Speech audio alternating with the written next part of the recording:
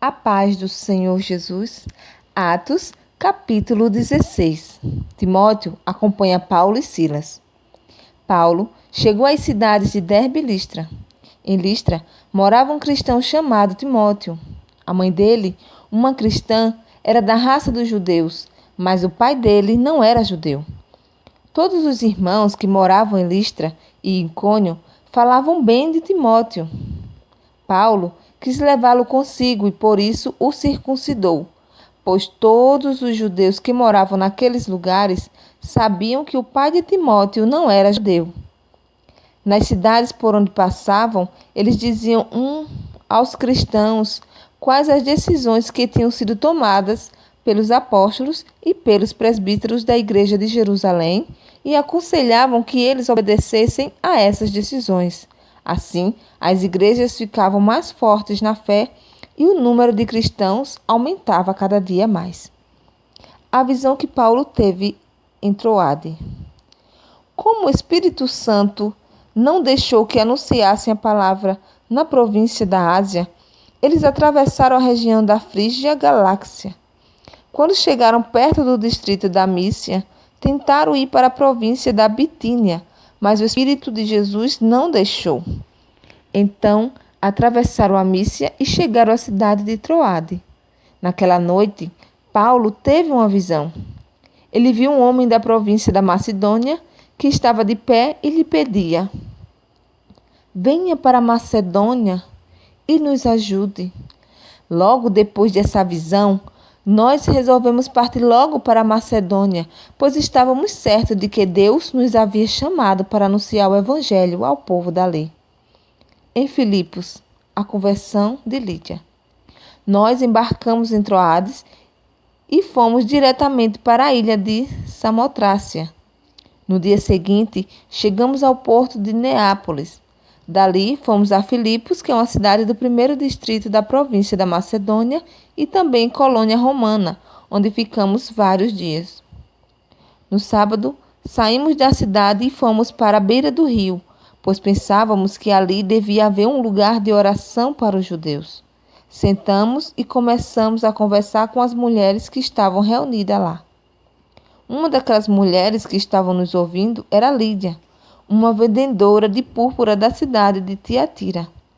Ela adorava a Deus e o Senhor abriu a mente dela para que compreendesse o que Paulo dizia.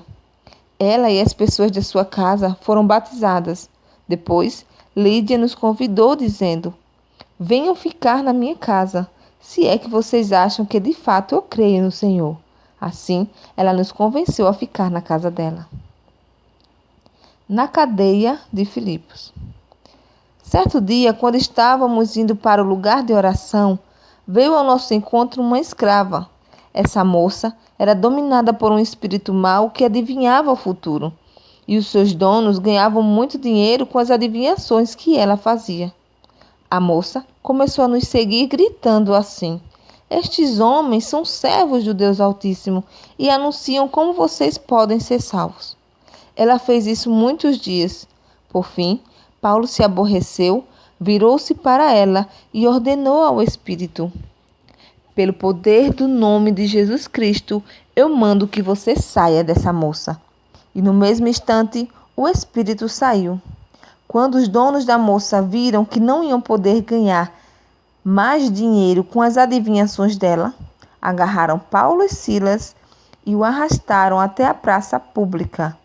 Diante das autoridades, eles os apresentaram às suas autoridades romanas e disseram: estes homens são judeus e estão provocando desordem na nossa cidade. Estão ensinando costumes que são contra a nossa lei. Nós que somos romanos não podemos aceitar esses costumes. Aí, uma multidão se ajuntou para atacar Paulo e Silas. As autoridades mandaram que tirassem as roupas dele e os surrassem com varas. Depois de baterem muito neles, as autoridades jogaram os dois na cadeia e deram ordem ao carcereiro para guardá-lo com toda a segurança. Depois de receber essa ordem, o carcereiro o jogou numa cela que ficava no fundo da cadeia e prendeu os pés dele entre dois blocos de madeira. Mais ou menos à meia-noite, Paulo e Silas estavam orando e cantando hinos a Deus, e os outros presos escutavam. De repente, o chão tremeu tanto que abalou os alicerces da cadeia. Naquele instante, todas as portas se abriram e as correntes que prendiam os presos se arrebentaram. Aí, o carcereiro acordou. Quando viu que os portões da cadeia estavam abertos, pensou que os prisioneiros tinham fugido. Então, puxou a espada e ia se matar, mas Paulo gritou bem alto: "Não faça isso, todos nós estamos aqui." Aí, o carcereiro pediu que lhe trouxesse uma luz. Entrou depressa na cela e se ajoelhou tremendo aos pés de Paulo e Silas. Depois levou os dois para fora e perguntou: "Senhores, o que devo fazer para ser salvo?" E eles responderam: "Creia no Senhor Jesus e você será salvo, você e as pessoas da sua casa." Então, eles anunciaram a palavra do Senhor ao carcereiro e a todas as pessoas da casa dele. Naquela mesma hora da noite, o carcereiro começou a cuidar deles, lavando os ferimentos da surra que haviam levado. Logo depois, ele e todas as pessoas da sua casa foram batizados. Em seguida, ele levou Paulo e Silas para sua casa e lhes deu comida. O carcereiro e as pessoas da sua casa ficaram cheios de alegria porque agora criam em Deus. Quando amanheceu, as autoridades romanas mandaram alguns policiais com as seguintes ordens para o carcereiro: "Solte esses homens." Então, o carcereiro disse a Paulo: "As autoridades mandaram soltá-lo. Podem ir embora em paz." Mas Paulo disse aos policiais: "Eu e Silas somos cidadãos romanos e mesmo assim, sem termos sido julgados, fomos surrados em público. E depois nos jogaram na cadeia. E agora querem nos mandar embora assim em segredo? Isso não, que as próprias autoridades romanas venham aqui e nos soltem." Os policiais foram contar às autoridades romanas o que Paulo tinha dito.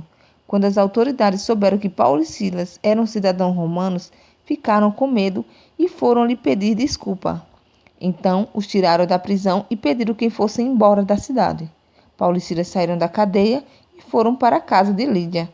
Ali, encontraram-se com os irmãos, animaram a todos e depois foram embora. Amém? Que Deus abençoe a todos, em nome de Jesus.